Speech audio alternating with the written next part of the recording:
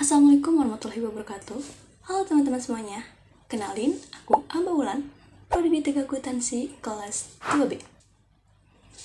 Adanya video ini, aku mau jawab soal-soal ini.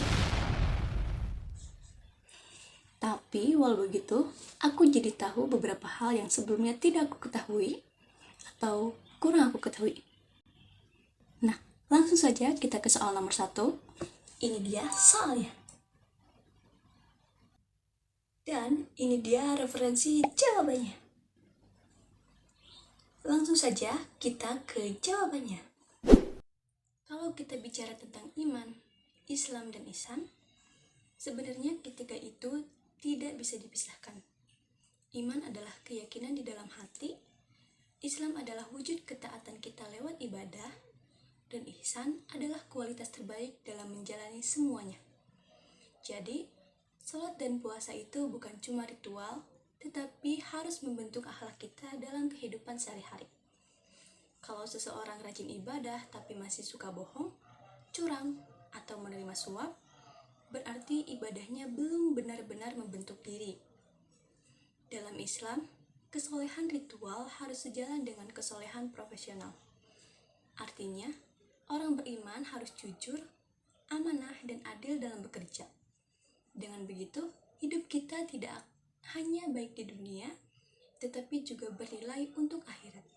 Soal nomor 2, ini dia soalnya.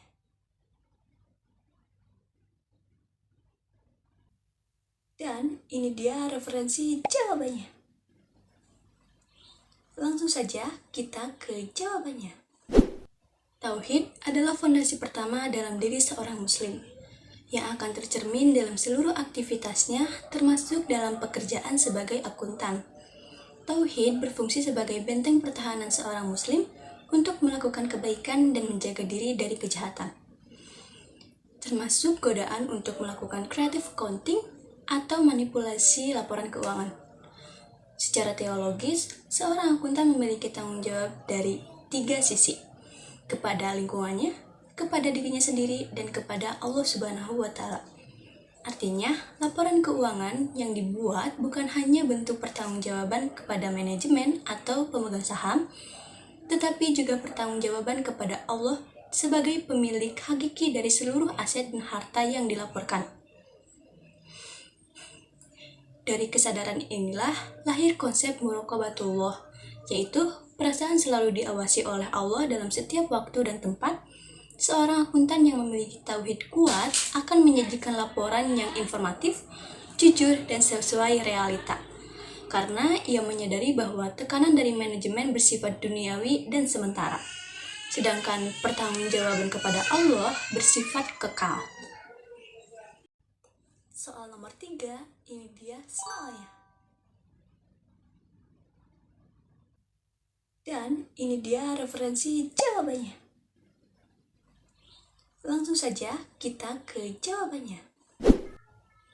Dalam pandangan Qurani, harta itu bukan sekedar milik pribadi, tapi juga amanah yang harus memberikan manfaat bagi orang lain.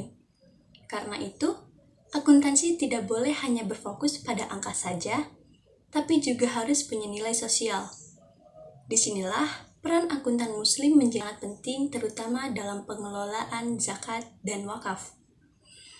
Zakat bisa membantu mengurangi kemiskinan kalau dikelola dengan transparan dan tepat sasaran. Wakaf juga bisa menjadi aset produktif yang manfaatnya terus mengalir untuk masyarakat.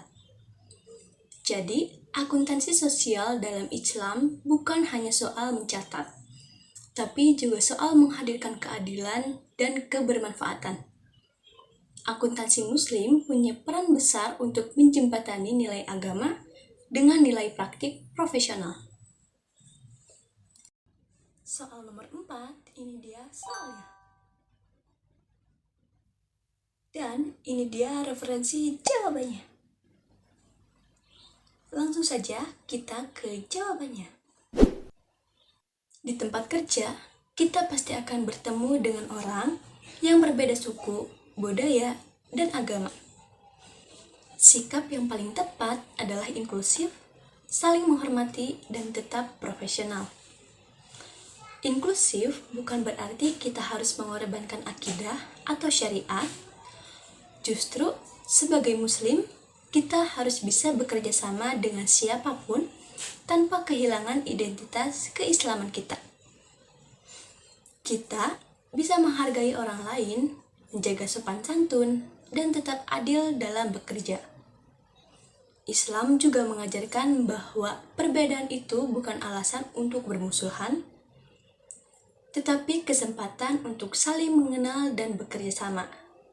Jadi, keberagaman di dunia kerja seharusnya menjadi kekuatan, bukan hambatan. Soal nomor 5, ini dia soalnya. Dan ini dia referensi jawabannya. Langsung saja kita ke jawabannya. Masjid seharusnya tidak hanya jadi tempat ibadah, tapi juga pusat pemberdayaan umat Islam. Karena itu, dana masjid yang hanya diam di bank perlu dievaluasi lagi. Tentu, dana masjid harus aman, tapi kalau terlalu pasif, sayang sekali, potensinya tidak maksimal. Dalam sejarah Islam, ada Baitul Mal yang mengelola harta umat Islam untuk kepentingan bersama. Nah, semangat itu bisa diterapkan kembali lewat akuntansi dan manajemen keuangan yang baik. Dana masjid bisa dipakai untuk program produktif seperti beasiswa, bantuan usaha kecil, atau kegiatan sosial umat Islam. Jadi, masjid bukan cuma tempat ibadah, tapi juga bisa menjadi motor pembangunan ekonomi masyarakat. Soal nomor 6, ini dia soalnya. Dan ini dia referensi jawabannya. Langsung saja kita ke jawabannya. Islam itu rahmatan lil alamin. Artinya membawa rahmat untuk seluruh alam. Jadi, kepedulian terhadap lingkungan juga bagian dari ajaran Islam. Karena itu, perusahaan tidak boleh hanya mengejar profit semata. Karena kalau keuntungan didapat tapi lingkungan rusak, masyarakat menderita, dan generasi berikutnya dirugikan, berarti ada yang salah. Disinilah pentingnya green accounting atau sustainability reporting. Akuntansi lingkungan membantu perusahaan melihat dampak sosial dan ekologis dari aktivitas bisnisnya. Dalam Islam, manusia itu khalifah di bumi. Jadi, harus menjaga, bukan merusak. Maka, profit harus berjalan bersama tanggung jawab sosial dan kelestarian alam. Soal nomor 7, ini dia soalnya. Dan ini dia referensi jawabannya. Langsung saja kita ke jawabannya. Di soal nomor 7 ini, aku mau bahas tentang gimana seharusnya seorang akuntan muslim bersikap dalam menyusun dan menyajikan laporan keuangan. Khususnya di era digital ini yang serba cepat seperti sekarang. Kita semua tahu bahwa teknologi hari ini bisa bikin informasi keuangan bisa disajikan dalam hitungan detik, tapi di balik kemudahan itu, ada risiko yang gak kalah besar, yaitu manipulasi data dan penyebaran informasi palsu. Nah, disinilah Islam punya jawaban lewat 2 prinsip penting. Prinsip yang pertama yaitu qaulan sadida dan prinsip yang kedua adalah tabayun. Qaulan sadida, kalau diterjemahkan secara simpel, artinya bicara dengan benar dan jujur. Allah sendiri sudah memerintahkan ini di Quran Surah Al-Ahzab ayat 70 dan 71, yang intinya, wahai orang-orang yang beriman, bertakwalah dan ucapkanlah perkataan yang benar. Untuk seorang akuntan, ini artinya laporan keuangan yang dibuat harus benar-benar mencerminkan kondisi perusahaan, bukan direkayasa untuk kepentingan pihak-pihak tertentu. Karena menyajikan data yang jujur itu bukan cuma soal etika profesi saja, tapi udah jadi perintah agama. Selanjutnya tabayun. Artinya verifikasi, atau lebih mudahnya, jangan langsung percaya sebelum dicek dulu. Dasar ayatnya ada di Quran Surah Al-Hujurat ayat 6 yang kurang lebih artinya, kalau ada orang fasik bawa berita ke kamu, cek dulu kebenarannya, jangan sampai kamu merugikan orang lain karena kecerobohan. Dalam konteks akuntansi digital, ini berarti seorang akuntan nggak boleh asal pakai data yang belum jelas sumbernya. Harus ada proses verifikasi dulu, cross-check angkanya, dan pastiin dulu bahwa data yang masuk ke laporan itu valid dan bisa dipertanggungjawabkan. Menurut jurnal Samir dan Muhammad Yusril tahun 2024, penerapan tabayun di era digital itu butuh 3 langkah. Yang pertama, verifikasi sumber, yang kedua, analisis konten, dan ketiga, penilaian dampak. 3 hal ini sebenarnya udah jadi standar kerja seorang akuntan yang baik. Bedanya, kalau dari perspektif Islam, ini bukan standar prosedur kerja, tapi bentuk tanggung jawab kita kepada Allah.